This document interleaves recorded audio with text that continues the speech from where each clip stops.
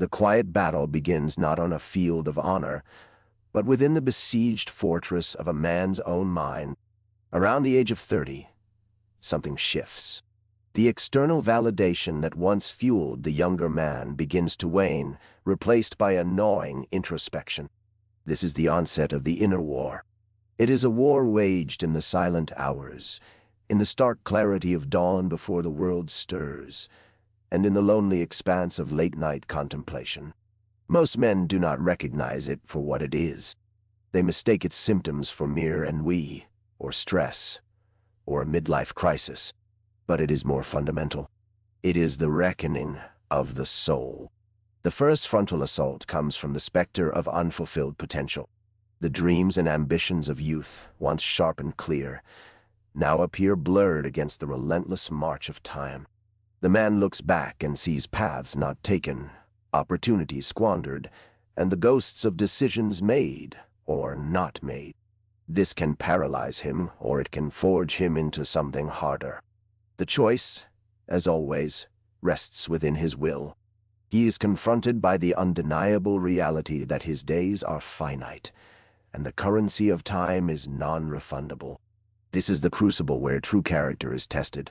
The external achievements of youth, the career ascent, the romantic conquests, the material acquisitions, begin to reveal their limitations. They are often scaffolding built to impress the outside world. But when the applause fades or the novelty wears off, the man finds himself alone with his own construction. Is it sound? Or is it hollow? Consider the disciplined soldier. His training is relentless, designed to break him down and build him back up, stronger, more resilient. He faces discomfort, fear, and the constant urge to quit. The inner war is akin to this relentless training, but the battlefield is the self. The enemy is complacency, the allure of comfort, the fear of self-knowledge, and the seductive whisper of mediocrity. The soldier practices drills until they are instinct. A man must practice virtue until it is his nature. The pressure intensifies as the man realizes his youth is a receding tide. The physical vitality, the boundless energy, the sheer optimism of his 20s are now memories. This loss can breed resentment, a clinging to what is gone, or it can foster a deeper appreciation for the present. It is the difference between a man who laments the setting sun and one who prepares for the coming dawn.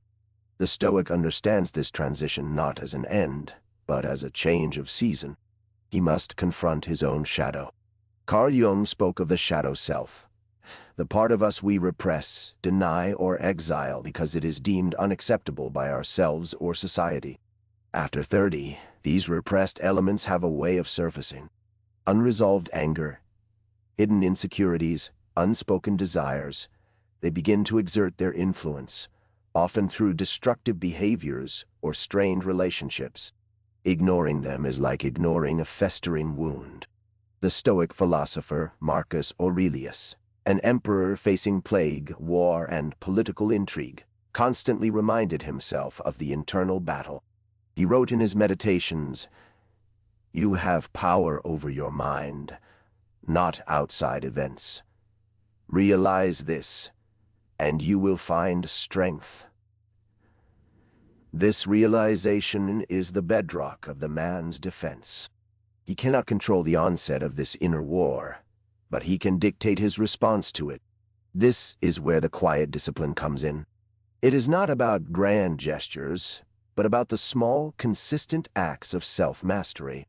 It is the decision to rise early when the body craves rest, to engage in difficult conversations rather than avoid them, to pursue knowledge relentlessly, to practice gratitude when despair beckons. These are the maneuvers that build the inner citadel. Ask yourself, what are the habits that serve your highest self, and what are the habits that serve only your immediate fleeting comfort? The man who fails to ask this question is already losing the war. He is a ship adrift, at the mercy of internal and external storms. The disciplined man, however, takes the helm. He charts a course, even when the seas are rough. The price of this internal victory is not paid in gold, but in the currency of effort, self-awareness, and unwavering commitment. It requires shedding the pretense of invincibility and embracing the vulnerability of growth. It means confronting the uncomfortable truths about one's character and making the difficult, deliberate choice to ascend. The world outside may demand much from a man, but the world within demands everything. The man who neglects this inner domain is a stranger in his own soul. He walks through life with a divided self, his external actions often at odds with his internal state. This dissonance is the source of much quiet suffering. When the illusions of youth are stripped away, what remains? What is the core of the man? This is the question that the inner war forces him to answer. It is a brutal, often lonely process of excavation. He must dig through layers of societal conditioning, personal insecurities, and ingrained habits to find the bedrock of his true nature. The greatest deception a man can perpetrate is against himself. He can convince himself he is content when he is merely numb. He can believe he is at peace when he is merely avoiding conflict. The inner war is the relentless stripping away of these self-deceptions. It is the path to an authentic, albeit harder one, form of peace. This conflict is not a sign of failure, but a mark of maturity. It is the universe's way of ensuring that a man does not merely age, but grows.